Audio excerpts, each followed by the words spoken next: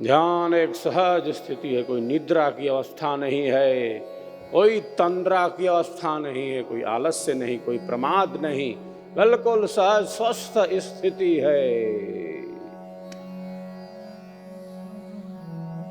जिसमें दृष्टा है, ध्येय है, दृश्य है, जहां है वहां है।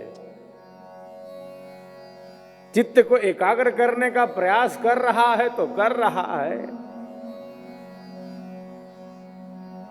निद्रा थोड़ी है वहां, आलस्य थोड़ी है वहां, प्रमाद थोड़ी है वहां, तमस थोड़ी घेर लिया है।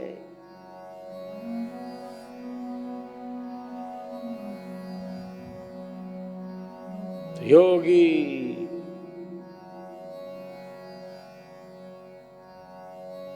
योग पथ पर गतिमान है, योग पथ पर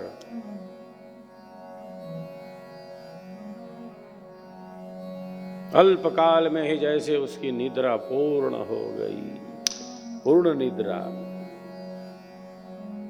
निद्रा बड़ी वस्तु है।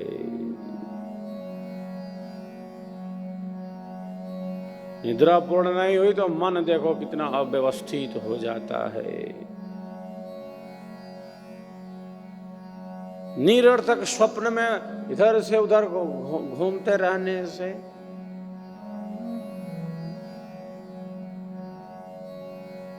योगी स्वप्न भी देखता है तो क्या देखता है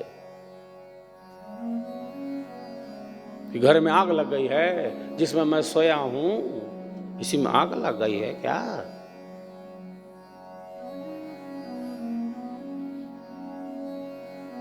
वो कोई स्वप्न देखता है जिससे उद्विग्न हो, मन में विक्षोभ हो, तनाव हो, चिंता हो, क्रोध हो, हिंसात्मक स्वप्न आते हैं उसको, कामुक स्वप्न आते हैं उसको, अनियंत्रित स्वप्न आते हैं उसको। अरे वो तो मन को साध रहा है। अनियंत्रित स्वप्न आते हैं उसको। कैसा भी सपना आ गया क्या? मन कुछ भी दिखाएगा सपना में।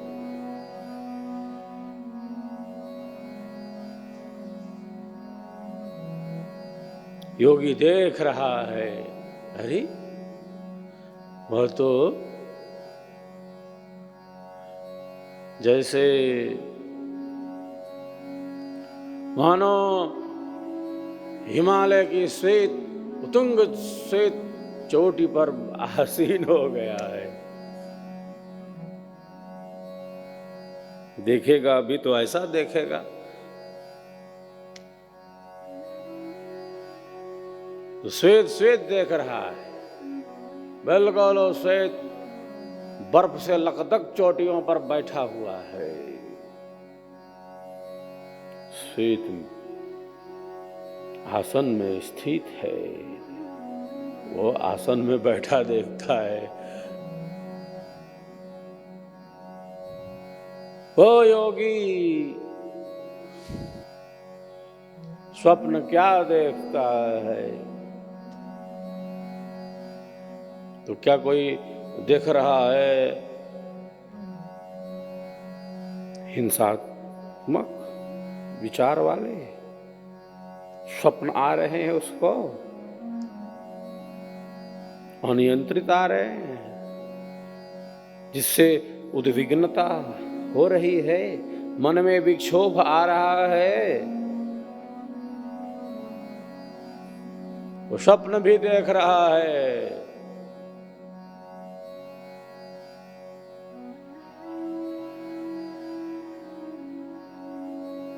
तो हिमालय पहुंच गया है, एकदम श्वेत बर्फ से लकदक चोटियों पर आसन में बैठा है, दृढ़ आसीन है। आसन स्थिर शांत दृढ़, हिले दुमे नहीं दे। बैठो मन मथ मारी कर, सुमिरो पुरुष विदेह।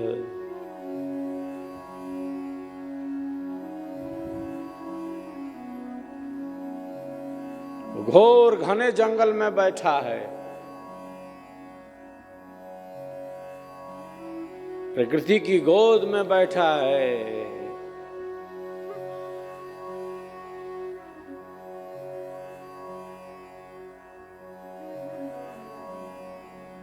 और घने जंगल में चिड़ियों की चहचहाहट के बीच बैठा है। स्वप्न भी देख रहा है तो ऐसा समुद्र तट है, सागर की लहरें,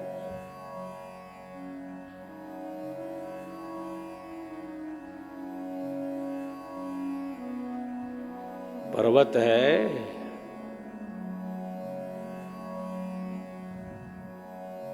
समुद्र के तट पर पर्वत है, खड़ा है, और सागर की लहरें पर्वत से टकरा रही है। पर्वत तो खड़ा है,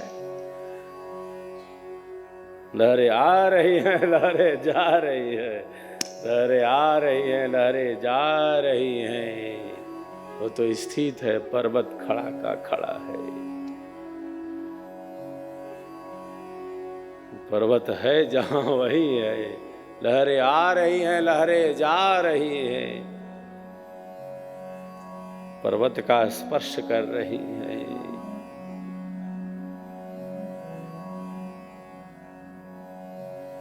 वह तो अपनी आंतरिक स्थिति में है।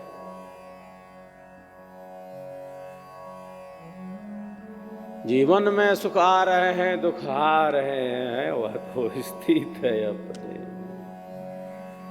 आत्मन्येवात्मना तुष्टः स्थित प्रज्ञस्तदोच्यते, स्थित प्रज्ञस्तदोच्यते।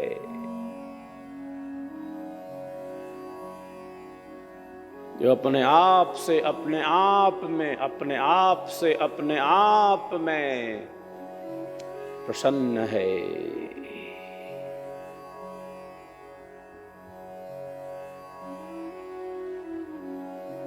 साधक स्वप्न भी देख रहा है तो ऐसा देख रहा है, पुष्प वाटिका में पहुंच गया है। वाह, फूलों की वाटिका में पहुंच गया है, रंग बिरंगे फूल खिले हैं, सुगंधित ये दिव्य वाटिका है।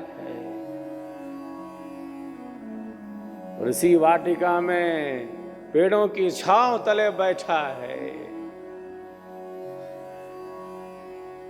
बैठ गया है।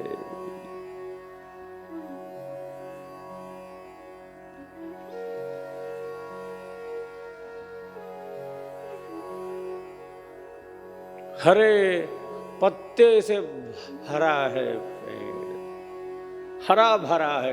कोई पतझड़ थोड़ी उड़ा ले गया है, पत्ता सुखा दिया, गिरा दिया धरती पर।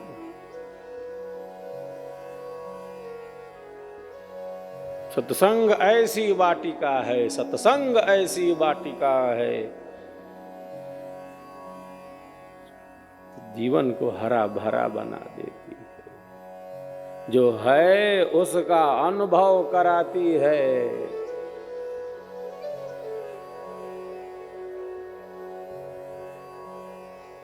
फूलों की वाटिका में आप जाओगे, आपको प्रसन्नता मिलेगी। फूलों को देखकर आप प्रसन्न हो जाओगे।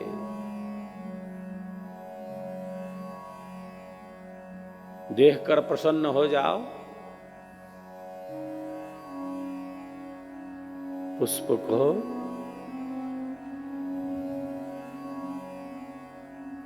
ईश्वर की इस रचना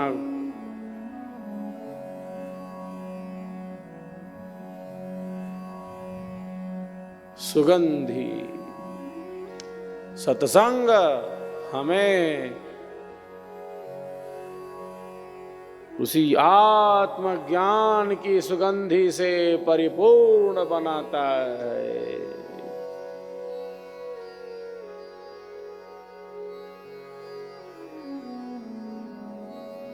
संग उसी आत्मज्ञान की सुगंधि से परिपूर्ण बनाता।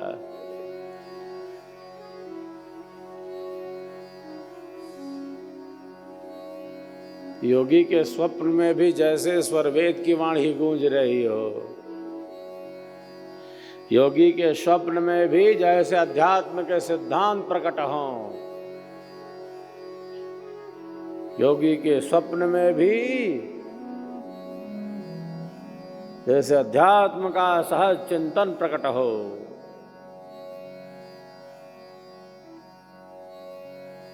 मैं तू यह वह मेरा तुम्हारा नहीं।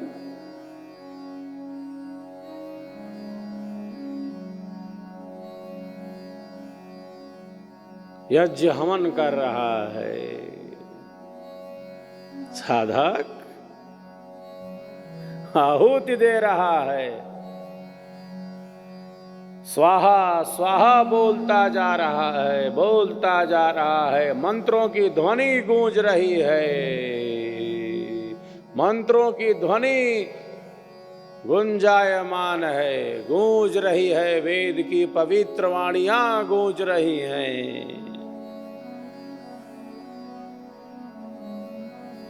स्वाहा स्वाहा का उच्चारण कर आहुतियों को अग्निदेव को समर्पित करता जा रहा है।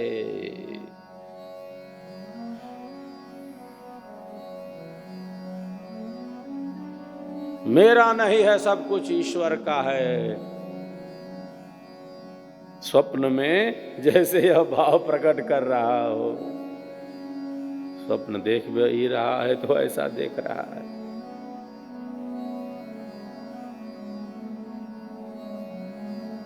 स्वप्न देख रहा है तो ऐसा देख रहा है।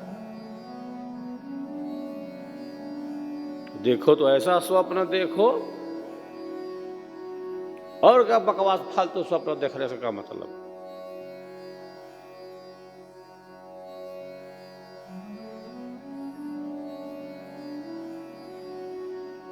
मंत्रों की ध्वनि गूंज रही है, स्वरवेद की वाणी गूंज रही है।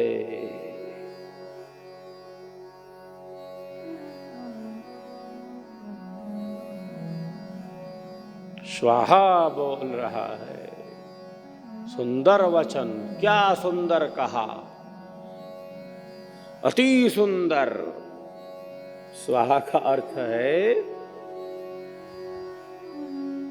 जो श्रेष्ठतम कहा है, कितना बढ़िया कहा, दिव्यवाणी कहा, अद्भुत कहा, बहुत ही प्रिय कहा, सत्य कहा, निर्भ्रांत कहा, और हृदय आनंद से भर गया।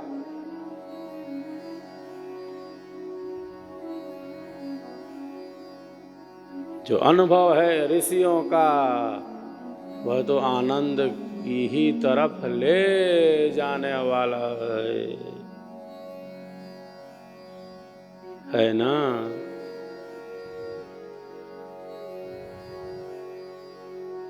क्योंकि समाधि से प्रकट है, वह समाधि में दुख नहीं है। मोक्ष में दुख नहीं है। दुखों से सब घबराते हैं। प्रातः जागरण से रात्रि शयन तक, प्रातः जागरण से रात्रि शयन तक अनुकूलता की ही इच्छा है, जिसमें हम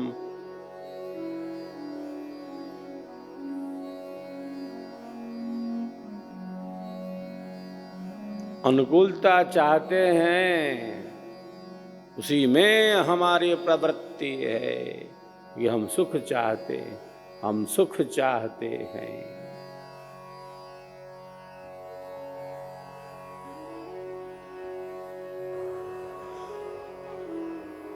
मूल में कामना तो वही है,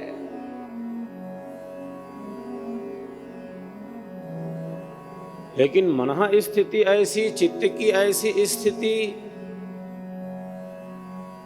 कि कौन किस में सुखी है और कौन किस में दुखी है, ये उसके ऊपर निर्भर है। ये परिभाषा वो जानता है, उसको किस में सुख है और उसको किस में सुख नहीं है, और उसके अंतःकरण की स्थिति क्या है।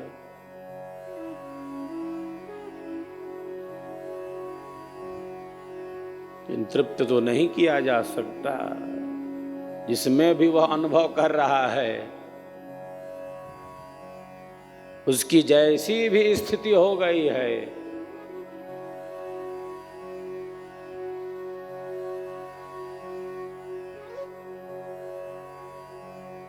अग्नि में घी डालने से अग्नि कम होगी क्या, बढ़ती जा रही है। भोगों की अधिकता सदैव दुख को ही उत्पन्न करती है। वो लगता है ऐसा कि सुख है, मिल जाएगा। विषय इंद्रिय संयोगा तदग्रे अमृतोपमं परिणामे विषमिव तत्सुखम राजसम स्मृतम।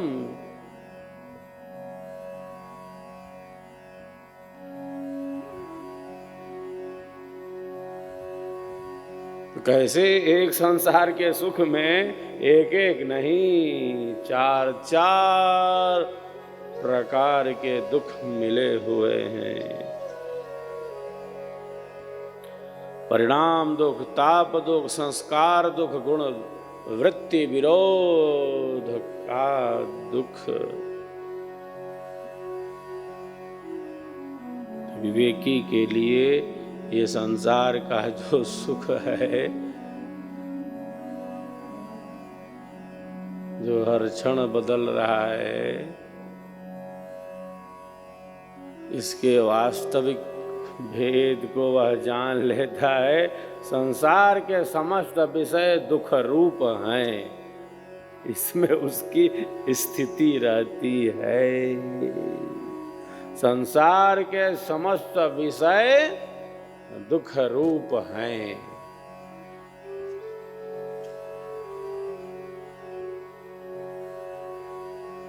परिणाम दुख है, ताप दुख, संस्कार दुख और गुण वृत्ति विरोध का दुख।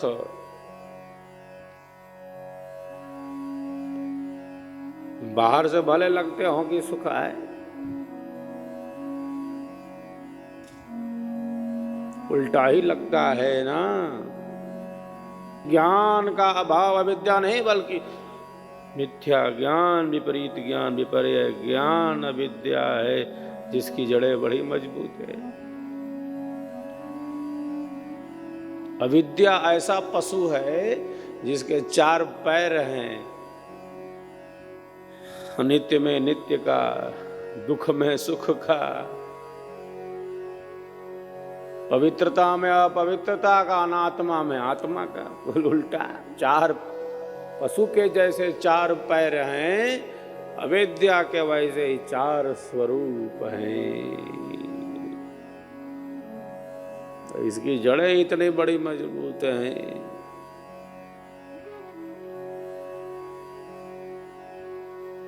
तो सत्संग खूब खूब हो, सर्ववेद की संगति, अध्यात्म संगति, तभी जीवन खिल जाएगा। हर क्षण हर पल हमारा जीवन उस प्रकाश के साथ गतिमान रहेगा।